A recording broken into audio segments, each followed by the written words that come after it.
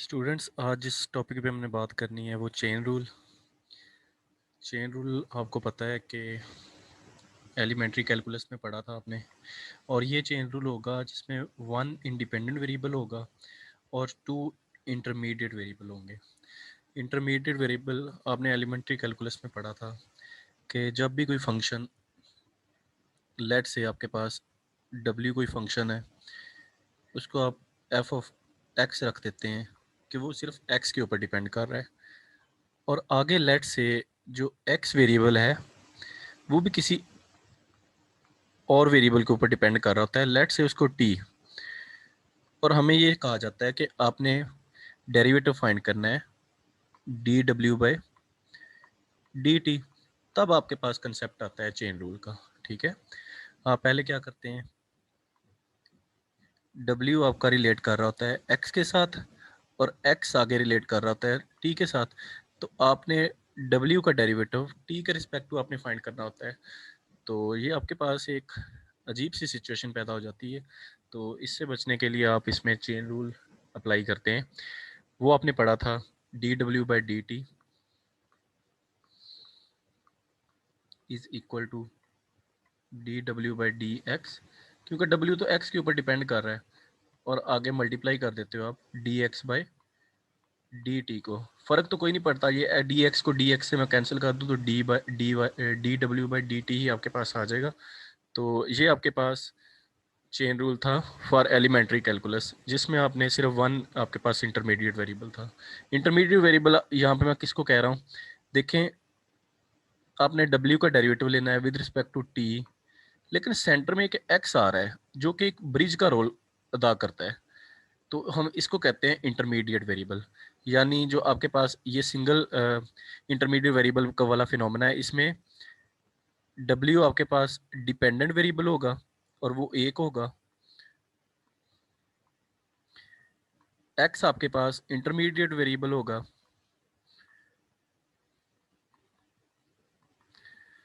और जो आपके पास टी है वो है इंडिपेंडेंट वेरिएबल।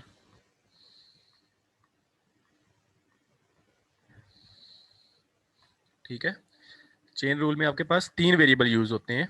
एक आपके पास इंडिपेंडेंट वेरिएबल है, डिपेंडेंट वेरिएबल है जो कि डिपेंड कर रहा होता है, और एक्स आपके पास एक इंटरमीडिएट वेरिएबल है जो कि ब्रिज का रोल अदा कर रहा है इंडिपेंडेंट और डिपेंडेंट वेरिएबल के दरमियान, और टी आपके पास क्या है, इंडिपेंडेंट वेरिएबल है जिसके ऊपर सारे का सारा आपका फिनोमेना डिपेंड कर रहा होता है। अब यहाँ पे हमने इसी जो हमने रिकॉल किया है इसको लेते हुए हम दो वेरिएबल के अंदर बात करेंगे कि लेट से आपके पास जो फंक्शन है वो डब्ल्यू, वो एक्स और वाई दो वेरिएबल के ऊपर डिपेंड कर रहा है। Let W is a function of X and Y, is a differentiable function, and if X भी फंक्शन हो टी का, X is equal to X of T, Y is equal to Y of T, are differentiable function of T. मतलब W differentiable function है X and Y का, और X and Y आगे differentiable function है T के। ठीक है, तो हमने इसमें तो करना हमने इसमें भी वही है कि d W by D t ही फाइंड करेंगे, d W by D t ही फाइंड करेंगे, लेकिन थोड़ा सा फिनोमेना चेंज हो जाएगा। यहाँ पे एक पार्शियल डेरिवेटिव लगाएंगे, पार्शियल डब्ल्यू बाई पार्शियल एक्स। अच्छा, वहाँ पे D W by D x था और यहाँ पे पार्शियल डब्ल्यू बाई पार्शियल एक्स क्यों है, क्योंकि अब डब्ल्यू जो है एक से ज्यादा वेरिएबल के ऊपर डिपेंड कर रहा है। ठीक है, यहाँ पे D W by D x हम नहीं लगा सकते, तो D x by D T, क्योंकि एक्स तो एक के ऊपर ही डिपेंड कर रहा है, तो D x by D T लिखने में कोई फर्क नहीं पड़ेगा आपको। और इसी तरह एक हमने और टर्म ऐड कर देनी, पार्शियल डब्ल्यू बाई पार्शियल वाई और partial y by partial T.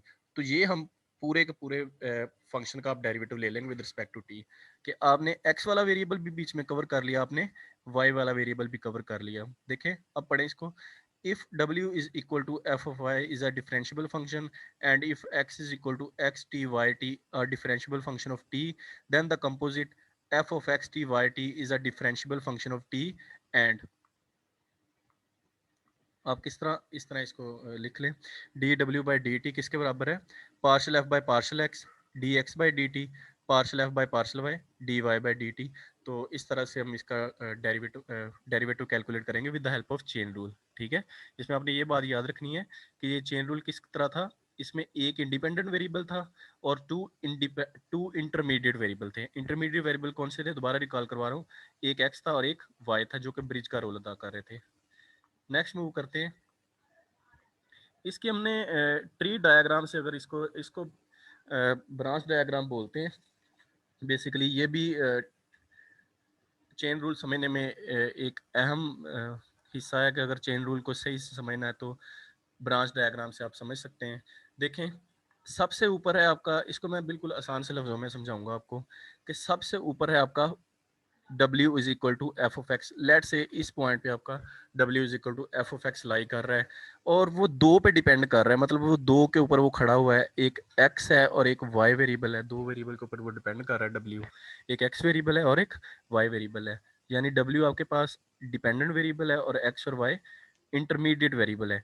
और वो आगे दोनों किसके ऊपर डिपेंड कर रहे हैं, t के ऊपर। t मतलब इसमें क्या हो गया, इंडिपेंडेंट वेरिएबल जिसके ऊपर सारी की सारी आपकी बेस खड़ी हुई है। ठीक है, अब देखें, अब partial D W by D T हमने फाइंड करना है इस तरीके से।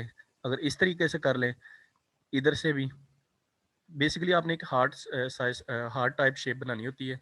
तो आप क्या करेंगे, पहले आपने पूरे का पूरा एरिया कवर करना है, D W by D T find करना है आपने दोनों तरफ से। ठीक है, दोनों तरफ से यानी कि कवर हो जाए। तो उसको करने के लिए हम पहले यहाँ से यहाँ आएंगे और इसी तरह यहाँ से यहाँ भी जाएंगे, फिर यहाँ से यहाँ आएंगे और इस तरह यहाँ से यहाँ भी आ जाएंगे, तो आपके पास सारे के सारा एरिया कवर हो जाएगा। जब हम लोग यहाँ से यहाँ तक आएंगे, आप उसको कहेंगे partial W by partial x, कि डब्ल्यू का डेरिवेटिव ले रहे हैं विद रिस्पेक्ट टू एक्स आप ले रहे हैं। और फिर अब हमने तो यहाँ पे आना है ना टी के ऊपर, तो यहाँ पे रुकना नहीं है, यहाँ से यहाँ आने के लिए हम वहाँ पे उसको D x by D T कह देंगे। और इसी तरह अगर दूसरी साइड से आए तो हमने क्या करना है, यहाँ से यहाँ तक पहले आना है, उसको हमने कह दिया partial W by partial Y, क्योंकि यहाँ पे वाई है और यहाँ पे डब्ल्यू है। ठीक है, दोनों का relation partial Y by partial W by partial Y से हम डिनोट कर रहे हैं। लेकिन हमने तो यहाँ रुकना ही नहीं है, हमने तो आना है यहाँ पे। तो इसको आगे लाने के लिए इसके साथ भी हम कर देंगे कि वाई का derivative with respect to T लिख लेंगे और यहाँ से यहाँ तक हम पहुँच जाएंगे, उसको हम कहेंगे D Y by D T. ठीक है, ये मेरे ख्याल में चेन रूल समझने के लिए सबसे आसान मेथड है। तो आपके पास d W by D T किसके इक्वल हो जाएगा, D W by D T आपके पास, पहले आप यहाँ से यहाँ तक आए हैं, हमने partial W by partial x calculate किया, d x by D t calculate किया, ये लिख दिया मैंने। उसके बाद यहाँ से यहाँ तक आप आए हैं, partial W by partial y और D Y by D t लिख दिया, वो मैंने ये लिख दिया। आई होप इसमें कोई कन्फ्यूजन नहीं होगी। नेक्स्ट चलते हैं, नेक्स्ट इसी में थोड़ी सी चेंजिंग करनी है हमने। नेक्स्ट इसकी एक एग्जांपल कैलकुलेट करते हैं कि use the chain rule to find the derivative of two dimensional. ये प्रॉब्लम है आपके पास जिसमें x और y दो इंटरमीडिएट वेरिएबल है और आगे x की वैल्यू है cos t और y की वैल्यू है sin t। What is the derivative value at t is equal to pi by 2, इसको हम बाद में चेक कर लेते हैं। पहले तो हमने डेरिवेटिव लेना है w का। w आपके पास x और y के इक्वल है, विद रिस्पेक्ट टू किसके लेना है, t के रिस्पेक्ट टू लेना है। ठीक है, और पाथ उन्होंने कौन से दिए हुए हैं, x आपके पास इक्वल है cos t के और y आपके पास sin t के इक्वल है। यानी वही फिनोमेना आ गया है, w किस पे डिपेंड कर रहा है, x और y के ऊपर डिपेंड कर रहा है, और वो दोनों किसके ऊपर डिपेंड कर रहे हैं, t के ऊपर। ठीक है, w x और y के इक्वल डिपेंड कर रहा है, मतलब w की वैल्यू क्या है, एक्स वाई है। ठीक है, अब आगे एक्स वाई किसके ऊपर डिपेंड कर रहे हैं, टी के ऊपर। देखें, एक्स की वैल्यू है cos t और y की वैल्यू है sin t। ठीक है, तो इसके ऊपर हमने चेन रूल अप्लाई करना है। तो वही जो हमने अभी डेफिनेशन पढ़ी है, D W by D T partial W by partial X D x by D T partial W by partial Y D Y by D T. अब आपको पता है partial W by partial X आप किस तरह find करेंगे, जो आपके पास ये वाली डब्ल्यू की वैल्यू है इसके आप with respect to X derivation operation apply कर देंगे, तो आपके पास वाई की वैल्यू आ जाएगी। मतलब partial W by partial X आपके पास y के इक्वल आ जाएगा। इसी तरह D x by D T, X आपके पास कॉस टी है, तो D x by D T आपके पास किसके इक्वल आ जाएगा, माइनस साइन टी के इक्वल आ जाएगा। ठीक है, क्योंकि x का derivative with respect to t आपके पास माइनस साइन टी होगा। और इसी तरह आपने w का derivative with respect to y calculate करना है, तो इसका derivative with respect to y क्या होगा, x आ जाएगा, y का डेरिवेटिव 1 होगा। और इसी तरह D Y by D t अगर हम कैलकुलेट करें, y आपके पास साइन टी के इक्वल है और साइन टी का derivative with respect to t cos t आ गया। ये चारों टर्म्स आपने कैलकुलेट कर ली हैं। इसको सिंपल इस टर्म में आप पुट कर दें तो आपके पास सारी की सारी वैल्यूज आ जाएंगी। सिंपल आपने क्या किया, y minus sine T X cos T, आपके पास क्या आ गया minus sine square T plus cos square T, लेकिन आपके पास आंसर तो कॉस टू टी में है। तो यहाँ पे हम थोड़ा सा एक अलजेब्राइक ऑपरेशन करेंगे। ट्रिग्नोमेट्री में आपको पता है कि minus sine square T plus cos square T लिखा हुआ है आपके सामने। अब माइनस साइन स्केयर टी को भी डबल एंगल आइडेंटिटी में चेंज कर लें, कॉस स्केयर टी को भी डबल एंगल आइडेंटिटी में चेंज कर लें। इस माइनस को बाहर रहने दें। माइनस साइन स्केयर टी आपको पता है 1 माइनस कॉस टू टी के इक्वल होता है ओवर 2, और कॉस स्केयर टी आपको पता है 1 plus cos two T over 2 के इक्वल होता है। तो इस माइनस को अंदर जब मल्टीप्लाई करेंगे माइनस 1/2 हो जाएगा, टू एक उसके साथ 1 के साथ भी आ जाएगा, और minus into minus plus cos 2t over 2 के इक्वल आ जाएगा। और इसी तरह यहाँ भी 1 प्लस 1/2 और नीचे प्लस cos 2t ओवर 2 के इक्वल आ जाएगा। ये -1/2 प्लस 1/2 से कैंसिल हो जाएगा, और इन दोनों को जब आप ऐड करेंगे तो एलसीएम लेके 2 से कैंसिल हो जाएगा, तो cos 2t ही आपके पास आ जाएगा जो आपका रिक्वायर्ड आंसर है। ठीक है, अब उसने कहा था कि आगे इसको वेरीफाई किया हुआ है कि अगर आप डायरेक्ट करना चाहें तो डायरेक्ट भी कर सकते हैं कि चेन रूल आपका पूरा उतर रहा है उसके ऊपर के नहीं, क्योंकि आप सबको पता है कि डब्ल्यू एक्स वाई की इक्वल है और एक्स की वैल्यू कॉस टी है और वाई की वैल्यू साइन टी है, तो कॉस टी साइन टी के इक्वल आ गया है।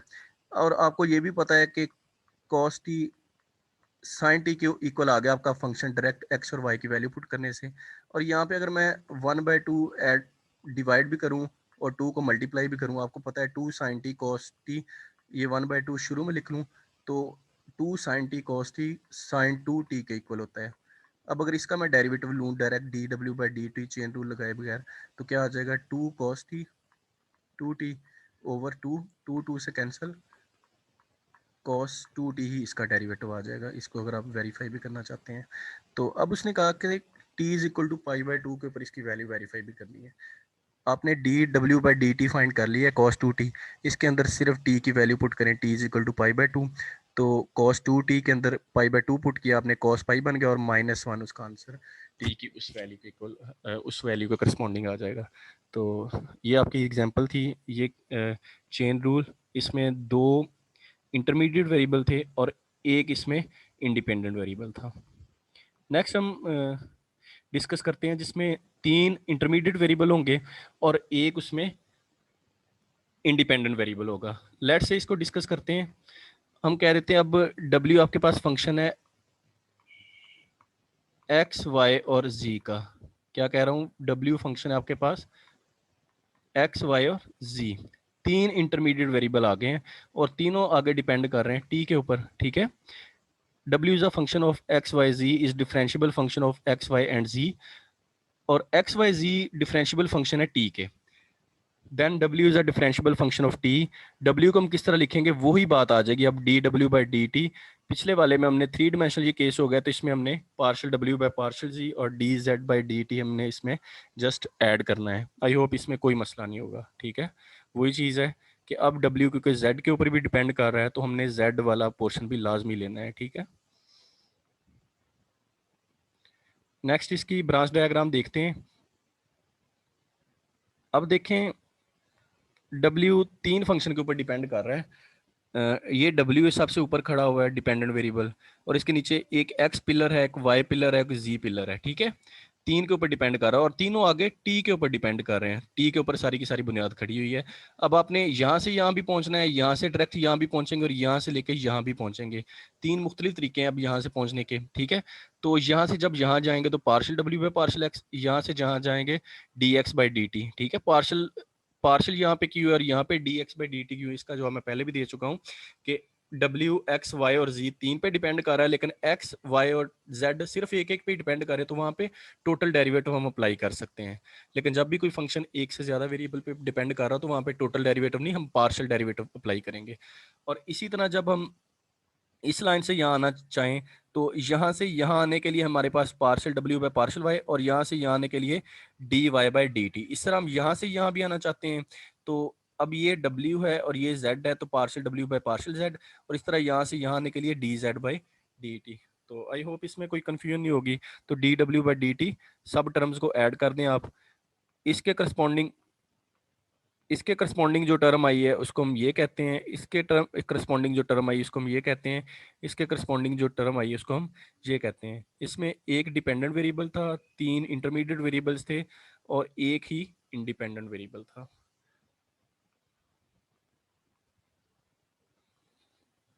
अब हम इससे रिलेटेड भी एक एग्जांपल देखते हैं। ये थॉमस कैलकुलस 13 एडिशन में चैप्टर नंबर 14 है, उसको मैं डिस्कस कर रहा हूँ। उसमें एक एग्जांपल नंबर 2 है कि d W by D T हमने फाइंड करना है।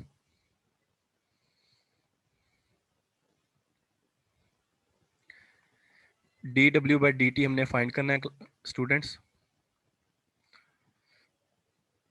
तो आगे उसके अकॉर्डिंगली डाटा भी दिया हुआ है। D W by D T find करना है। डब्ल्यू आपके पास 3 वेरिएबल के ऊपर डिपेंड कर रहा है, एक्स वाई और जी के ऊपर, और एक्स आगे डिपेंड कर रहा है कॉस टी के ऊपर, वाई आपका डिपेंड कर रहा है साइन टी के ऊपर, और जेड आपका इक्वल है टी के इक्वल। ठीक है, मतलब डब्ल्यू एक्स वाई और जी का फंक्शन है, एक्स भी टी का फंक्शन है, वाई भी टी का फंक्शन है और जेड भी आपका टी का फंक्शन है। वो कह रहा है कि d W by D T आपने कैलकुलेट करना है। वही बात आ गई है, डब्ल्यू फंक्शन है एक्स वाई और जी का, और एक्स वाई जी तीनों फंक्शन है टी के, और आपने D W by D T find करना है। तो यहाँ से सीधा क्रॉस नहीं आ सकता, आप पहले यहाँ से यहाँ पहुँचेंगे और फिर यहाँ से यहाँ आएंगे, तो उसमें चेन रूल अप्लाई करेंगे हम। तो देखें हमारे पास वैल्यूज मौजूद है D W by D T की, partial W by partial X D x by D T, partial W by partial Y D W by D T, और partial W by partial X D Z by D T. इसमें तो किसी किस्म की confusion है ही नहीं। अब partial W by partial x, W आपके पास ये है, तो partial W by partial x क्या होगा?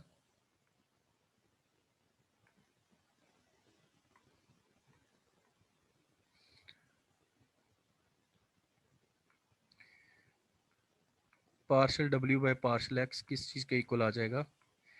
इसको मैं अगर एक्स के रिस्पेक्ट टू इसका डेरिवेटिव लूँ, अब यहाँ पे इसका डेरिवेटिव वाई आ जाएगा और जेड का डेरिवेटिव तो जीरो हो जाएगा, तो इसका डेरिवेटिव सिंपल वाई आ जाएगा। और इसी तरह D x by D T वो किसके इक्वल आ जाएगा? इसको मैं टी के रिस्पेक्ट टू लिखूँ तो वो आ जाएगा माइनस साइन टी। इसी तरह partial W by partial Y किसके इक्वल आ जाएगा? इसको अगर मैं पार्स with respect to Y derivative लूँ तो सिंपल एक्स के इक्वल आ जाएगा। और इसी तरह D Y by D T किसके इक्वल आ जाएगा? इसको अगर मैं with respect to D derivative लूँ तो कॉस टी के इक्वल आ जाएगा। अब 2 टर्म मजीद रह गई हमारी, partial W by partial x partial Z. इसको अगर मैं विद रिस्पेक्ट टू जेड इसका डेरिवेटिव कैलकुलेट करूँ तो 1 आ जाएगा। और इसी तरह partial D Z by D T आपके पास किसके इक्वल आ जाएगा? वो भी 1 के इक्वल आ जाएगा। सारी की सारी टर्म्स आपके पास मौजूद हैं, सिंपल आपने इस इक्वेशन में पुट करनी है। ठीक है, ये देखें partial W by partial X आपके पास वाई के इक्वल था, D x by D T minus sine T के इक्वल था, partial W by partial Y X के इक्वल था, और D Y by D T आपके पास कॉस टी के इक्वल था, partial W by partial Z भी 1 के इक्वल है, और D Z by D T भी 1 के इक्वल है। सारी टर्म्स को आपने उसमें पुट कर दिया। पुट करने के बाद आपके पास आंसर आ गया y into minus sine T. अब y की वैल्यू तो हमने एंड पे सारी की सारी वैल्यूज को t के अंदर लेके जाना है, तो y की ये वाली वैल्यू इसमें पुट करना ना भूलिएगा। पिछली एग्जांपल में भी मैं ये बताना भूल गया, लेकिन आपने उसमें पुट करनी है लाजमी। ठीक है, x और y की वैल्यू जो भी यहाँ पे आएंगी ना, उसकी वैल्यूज यहाँ से उठा उठा के आपने पुट करनी है उसके अंदर जो भी आएंगी। देखिए यहाँ पे x मौजूद है तो उसकी वैल्यू कॉस टी पुट की हुई है ये वाली। z क्योंकि मौजूद नहीं था तो उसकी वैल्यू पुट करने की जरूरत नहीं है। तो माइनस साइंस के टी प्लस कॉस के टी प्लस 1 के इक्वल आ जाएगा। अब आपको ये भी पता है 1 माइनस साइंस के टी आपके पास कॉस के टी के इक्वल होता है, ये भी कॉस के टी ये भी कॉस के टी हो जाएगा, तो 2 कॉस के टी के इक्वल आ जाएगा। और इस पे फिर डबल एंगल आइडेंटिटी लगाएं, 2 बाहर ही रह जाएगा, 1 प्लस कॉस 2 टी ओवर 2 के इक्वल, ये इसको कैंसिल कर देगा। और इसका जब मैं ये आपके पास 1 प्लस cos 2t इसका डेरिवेटिव आ जाएगा D W by D T. अब उन्होंने कहा कि t is equal to zero पे भी आपने वैल्यू कैलकुलेट करनी, तो t के ऊपर जीरो आप अप्लाई करेंगे, 1 प्लस कॉस जीरो आपको पता है 1 के इक्वल होता है, 1 प्लस 1 इक्वल टू 2 आ जाएगा आपके पास। तो ये सारा टॉपिक था आपके पास। आज के टॉपिक में हमने क्या क्या चीज़ें डिस्कस की हैं। सबसे पहले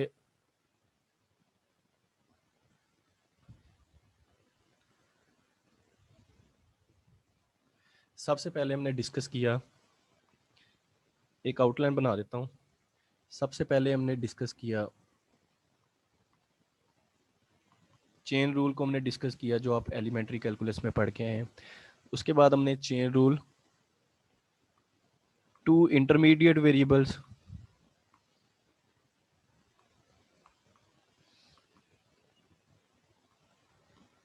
और एक इंडिपेंडेंट वेरिएबल, एक इंडिपेंडेंट वेरिएबल के लिए कैलकुलेट किया। उसका हमने जनरल स्ट्रक्चर पढ़ा, ठीक है। फिर उसका हमने स्ट्रक्चर मतलब फार्मूला कि वो बनता कैसे है। फिर हमने उसकी ब्रांच डायग्राम बनाई। फिर हमने उसकी एक एग्जांपल कैलकुलेट की।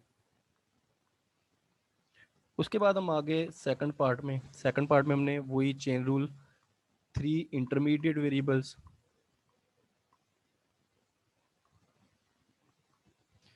और उसमें एक इंडिपेंडेंट वेरिएबल था, उसका भी हमने जनरल स्ट्रक्चर कैलकुलेट किया और ब्रांच डायग्राम कैलकुलेट की। तो आई होप इस वीडियो में सारे के सारे आपको क्वेश्चन के जवाब मिल जाएंगे।